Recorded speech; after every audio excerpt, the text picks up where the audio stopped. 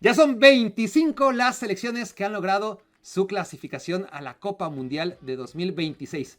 Estas 25 más los 3 organizadores para un total de 28, por lo que quiere decir que ya nada más quedan 20 boletos al Mundial. Esta semana se repartieron 10 nuevos boletos.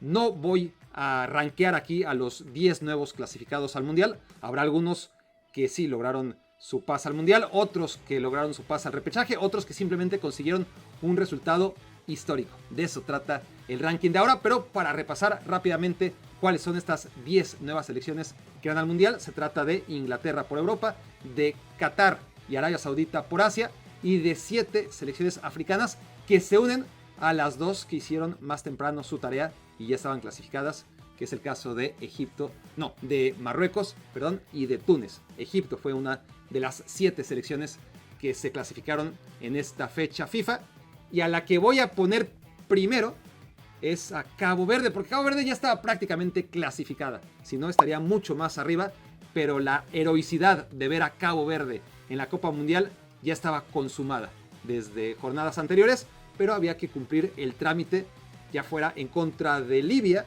o en contra de Eswatini. Primero fue contra Libia, un partido en el que jugó Cabo Verde de visitante, no lo gana, logra el empate en los últimos minutos, 3-3, un gol que se viraliza por un error terrible del portero de Libia.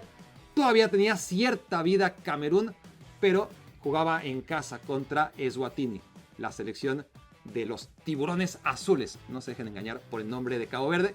Y Eswatini, que si no han oído el nombre de ese país, no se preocupen, es el nuevo nombre de Suazilandia, uno de los equipos más débiles de grupo.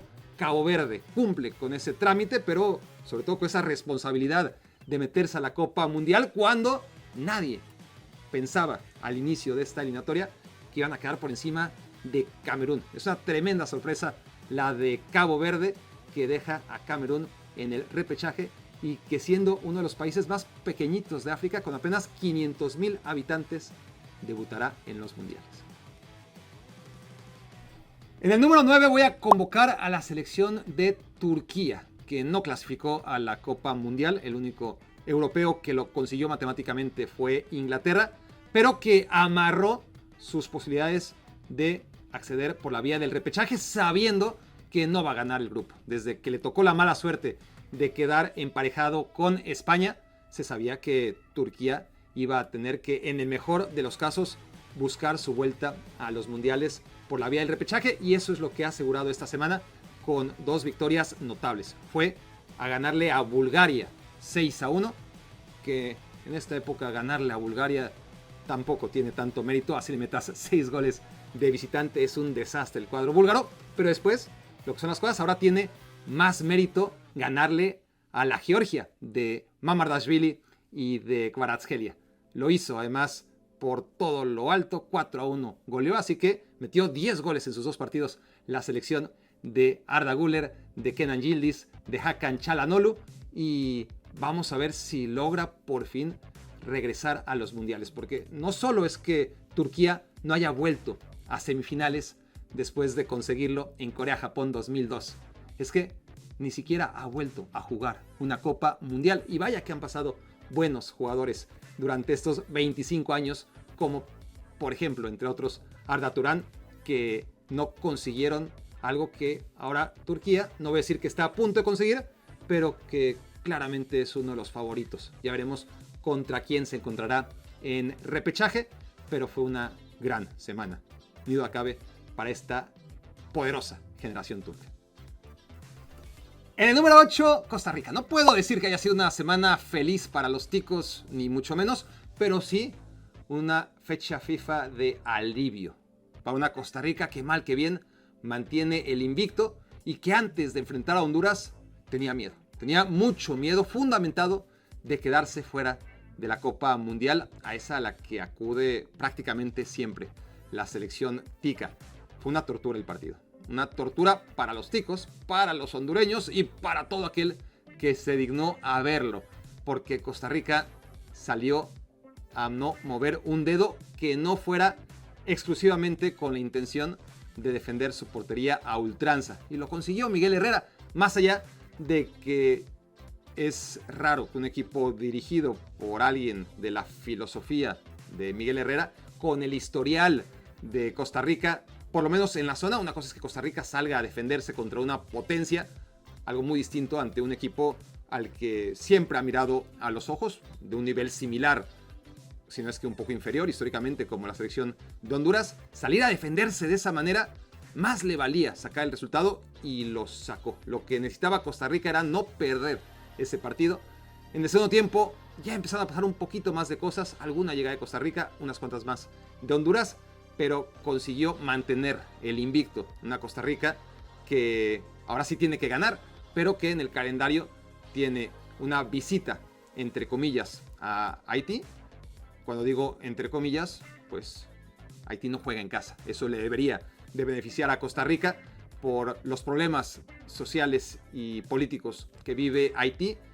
Haití está jugando en Curazao. Si pudiera jugar en casa, seguramente estaríamos hablando de una Haití que quizás estaría ahora mismo en la antesala de la Copa Mundial, porque aún con ese hándicap, miren lo bien que han dado la selección haitiana. Pero la realidad es que después de empatar contra Honduras, Costa Rica gana ese partido que a huevo tenía que ganar en contra de Nicaragua. Haití pierde en contra de Honduras, y ahora Costa Rica lo que tiene que hacer es vencer a Haití en Curazao y, por supuesto, vencer en casa a Honduras para asegurarse el primer lugar de grupo.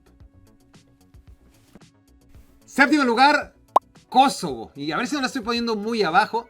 Tuvo seguramente la mejor semana de su historia. Una historia reciente, hay que decirlo, pero que lo tiene en su tercera eliminatoria mundialista, después de haber quedado última, con un solo punto, camino a Rusia 2018. Mejoró camino a 2022, pero quedó de todas formas último lugar de grupo con 5 puntos. Y ahora es segunda lugar de grupo después de haber empatado en contra de Eslovenia y después haber ido a Suecia y dar el batacazo de la jornada, ganándole a la Suecia de la que debería ser súper pareja de delanteros, Alexander Isak y Viktor Gyökeres. La Suecia de jugadores como Bergvall y Kulusevski del Tottenham Hotspur, aunque Kulusevski esté lesionado. La Suecia de Svensson, lateral izquierdo titular del Borussia Dortmund. La Suecia de Hugo Larsson, una de las figuras de la Bundesliga que juega para el Eintracht Frankfurt. La Suecia de Elanga, el jugador fichado por el Tottenham Hotspur esta temporada, procedente del Nottingham Forest. Una Suecia que tiene a grandes figuras y que no podía perder, que ya había quedado muy mal parada tras caer en contra de Suiza en el primero de los dos partidos de esta fecha FIFA, y que en casa contra Kosovo queda fuera de la Copa Mundial. Vaya semana para Kosovo, que es segundo lugar y ahora mismo está en zona de reclasificación después de haber quedado en último lugar en sus dos primeras experiencias.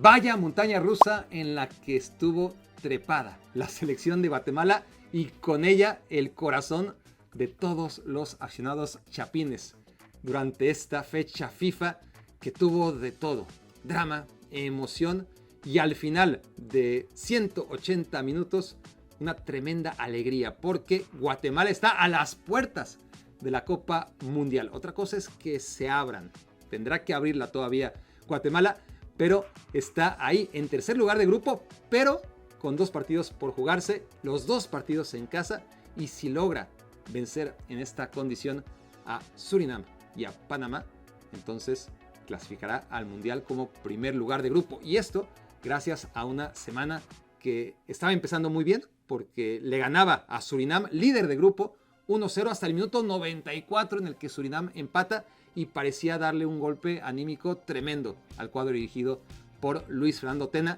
que estaba derrotando al líder hasta la última jugada. Sin embargo, no bajó los brazos. Guatemala fue a El Salvador, ganó 3 puntos trascendentales, y a la vez, lo mejor de todo para Guatemala es que Surinam, que les había sacado el empate en Surinam en el primer partido, le pasó justo lo contrario. Estaba sacando una victoria tremenda en su visita a Panamá. Prácticamente lo clasificaba a la Copa Mundial a la selección sudamericana, es decir, a Surinam, y Panamá pudo empatar de milagro en el último minuto, ya en tiempo de compensación, para pagarle con la misma moneda con la que Surinam le había pagado unos días antes a Guatemala. En conclusión, Guatemala es tercer lugar de grupo, pero tiene en sus manos la clasificación a la Copa Mundial en una fecha FIFA que particularmente en ese grupo tuvo muchas emociones hasta el último segundo. La quinta selección más alegre tras esta fecha FIFA tiene que ser la de Qatar, que consigue su primera clasificación a una Copa Mundial por la vía deportiva, al menos porque todos recordamos su paupérrima actuación jugando en casa hace 3 años, donde no le fue nada bien, a pesar de que a nivel continental Qatar es increíblemente el bicampeón asiático. Digo increíblemente porque ya sorprendió antes del Mundial siendo campeón de Asia contra todo pronóstico y después revalidó ese título cuando hay selecciones que son potencias indiscutibles, como por ejemplo Corea del Sur, que lleva más de 60 años obsesionado con ganar la Copa Asiática y no puede, mientras que Qatar ya lo hizo 2 veces seguidas. En fin, que Qatar no logró su clasificación por la vía primaria. Había 3 grupos, clasificaron los 2 primeros de cada uno de estos 3 grupos. Qatar se quedó fuera y tuvo que buscarse la vida por medio del repechaje. En el repechaje asiático hubo 2 grupos de 3. Por un lado, Arabia Saudita logró su clasificación. Por el otro lado estaban Omán, Qatar y Emiratos Árabes. El primero iría a la Copa Mundial. El segundo tendrá que jugar en contra del segundo lugar del otro grupo, el que ganó Arabia Saudita, y que es la selección de Irak. Entonces había mucho en juego entre las selecciones cuyos emires son dueños del Paris Saint-Germain y del Manchester City respectivamente. Sin esa atención mediática que habría en un duelo entre esos clubes, pero seguramente con mucho más en juego. Y hubo de todo en la cancha, representación internacional como si se tratara de un Manchester City contra Paris Saint-Germain, tanto que incluso había algunos jugadores nacidos en Qatar y algunos nacidos en Emiratos Árabes. La selección de Emiratos fue a Qatar y alineó con 4 brasileños, un argentino, un portugués, un tunecino y un marfileño. 8 titulares no nacidos en Emiratos Árabes Unidos y después entraron 3 brasileños desde la banca. Qatar no se puede quejar demasiado porque además viene haciéndolo desde el Mundial pasado. No es novedad en el caso de Qatar eso de traer futbolistas muy jóvenes, esperar que pasen 5 años, darles el pasaporte. Y Qatar salió a este partido con un belga de origen brasileño, con un portugués, con un argelino, con un francés, con un sudanés. Así que Julen Lopetegui, que es el nuevo entrenador de Qatar, salió con 5 futbolistas cataríes por naturalización. Y después un uruguayo y un brasileño entrando desde la banca. Así que Emiratos jugó con un 80% de extranjeros y Qatar con un 50% de extranjeros. Y finalmente logró imponerse y estará en la próxima Copa Mundial. Nigeria no está clasificada al Mundial, pero sí al repechaje. Y como estaban las cosas antes de esta semana, sabe a gloria para la sección de Víctor Osimhen, de Ademola Lookman, entre otras figuras del fútbol europeo, que no solamente estaba contra las cuerdas, sino que de último segundo logró meterse al repechaje. Jugaba contra Benín. Benín necesitaba empatar en Nigeria para mantener el primer lugar de grupo. Si perdía, entonces iba a quedar ni en primero ni en segundo. Iba a quedar fuera como acabó quedando fuera Benín. Sudáfrica fue primero de grupo, Nigeria segundo, pero ser segundo no le garantizaba ir al Mundial, ni siquiera al repechaje, porque clasifican los primeros de cada grupo y solamente los 4 segundos mejores lugares de 9 grupos. Por lo tanto, Nigeria necesitaba ganar, y no solamente por un gol, ni por 2, ni por 3, para rebasar a Burkina Faso como cuarto mejor segundo lugar de grupo entre los 9 grupos de África. Nigeria necesitaba ganar 4-0. Iba ganando 3-0 pronto en el primer tiempo con hat-trick de Víctor Osimhen, pero el cuarto gol no llegaba hasta que llegó. Y con ese gol al minuto 91, Nigeria derrota 4-0 a Benín. Benín queda fuera de la Copa Mundial, no entra ni siquiera a repechaje. Nigeria todavía tendrá que jugar un durísimo repechaje en el que entre los 4 sublíderes más destacados de la eliminatoria tendrán un boleto al repechaje intercontinental, pero no se le apagan todavía las velas a Nigeria gracias a ese gol que deja fuera a Burkina Faso. No solamente a Benín, sino a Burkina Faso, que venía siendo el cuarto mejor segundo lugar y que a partir de ese gol, por diferencia de goles, en el último minuto, Nigeria logró sobrevivir. Una Nigeria que se quedó fuera del Mundial de 2022, no lo olvidemos. Así que la agonía de perderse 2026 como potencia africana con tantos boletos, todavía no es que Nigeria esté dentro del Mundial, como sí está Sudáfrica, el número 3 de este ranking.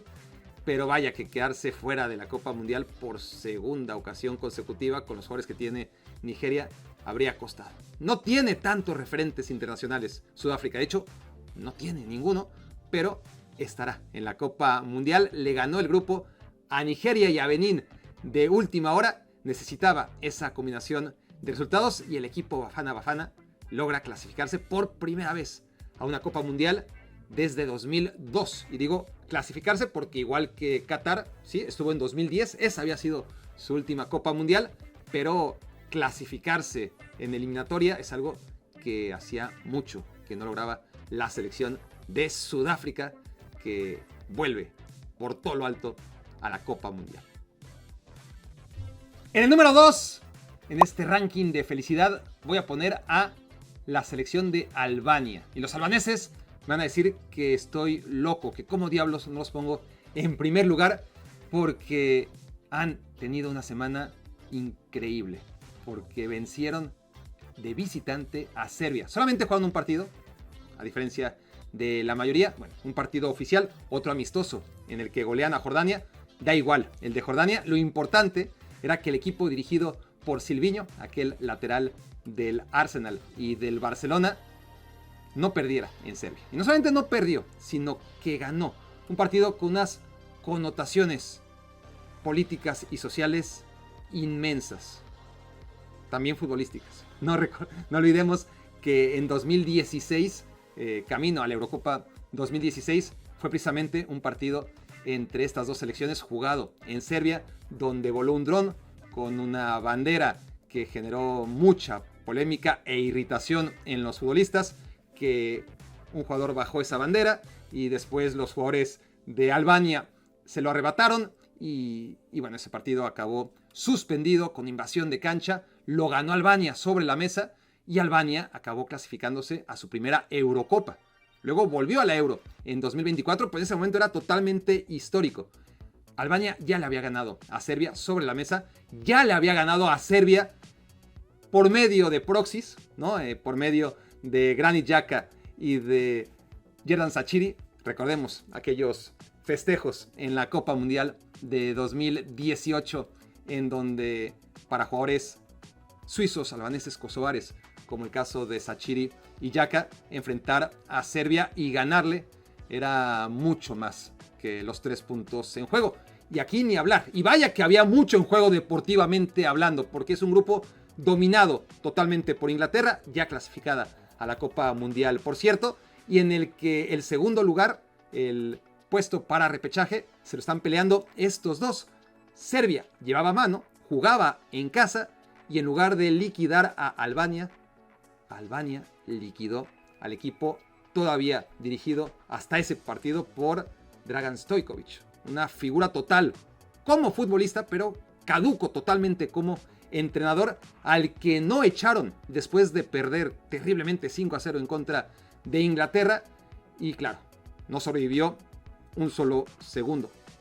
Por supuesto, quiero decir, se hace una alegoría tras el partido en contra de Albania. insostenible derrota, mucho más allá de lo doloroso para Serbia, y en contraposición, un día de fiesta total para Albania, que pase lo que pase, vaya o no vaya al Mundial, incluso logre su pase al repechaje que tiene ahora encaminado o no, es una fecha que ningún albanés va a olvidar. En el número 1 lo pongo en este sitio para equilibrar un poco la balanza ante la desatención que sufre o que ha sufrido a lo largo de esta semana un par de resultados tan históricos para la selección de Islas Feroe. Entonces, para contrarrestar cómo se ha ignorado esto, yo los pongo en primer lugar.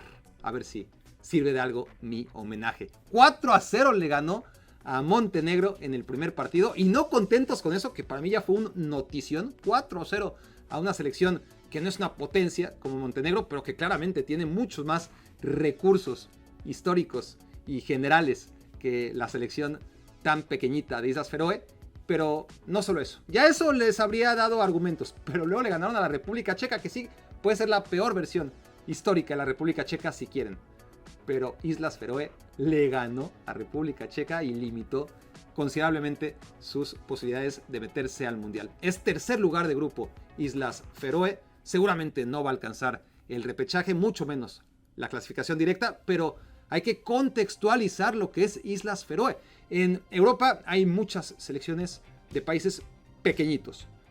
Otros países que no son tan pequeñitos, pero que tienen selecciones como si lo fueran. No digo que Luxemburgo, que Liechtenstein o que Malta sean países grandes, pero en perspectiva son países con 10 veces más habitantes que Islas Feroe. Islas Feroe no se puede comparar más que con San Marino y con Gibraltar, ni siquiera con Andorra. Estamos hablando de lo peor de lo peor, y a diferencia del resto, Islas Feroe lleva años defendiéndose. Le ganó, por ejemplo, a la Grecia de Claudio Ranieri y provocó el despido de Claudio Ranieri, en el que fue su último trabajo antes de tomar a Leicester City. Estoy hablando, obviamente, del año 2015. En ese momento, que Islas Feroe le ganara a Grecia fue una notición. Poco a poquito, estas islas que pertenecen a Dinamarca, con apenas 50,000 habitantes, todo lo que ha hecho Islandia ha sido sensacional, pero no hay que perder de vista que Islandia, con lo pequeñito que es 8 veces más grande que Islas Feroe. E Islas Feroe, con sus 50,000 habitantes, quítenle a, digamos, 25,000 mujeres, quítenle a toda la población menor de 15 años y mayor de 40 años, quiten a todos aquellos que sí son hombres, que sí tienen entre 15 y 40 años, pero que no saben patear una pelota. Y es increíble que de todas formas Islas Feroe haya conseguido estas dos victorias. 4-0 sobre Montenegro y después venciendo 2-1 a la República Checa. A mí me dejó impresionado y espero que ustedes entiendan por qué lo puse en el número 1. Muchas gracias por su apoyo. Suscríbanse al canal, compartan este video y nos vemos en la próxima entrega. ¿Qué tal? ¿Qué tal? ¿Qué tal? ¿Qué tal? Aquí estoy para repasar uno de los videos más exitosos en la historia de este canal. Camino al 1,000,000 de visitas. Este video titulado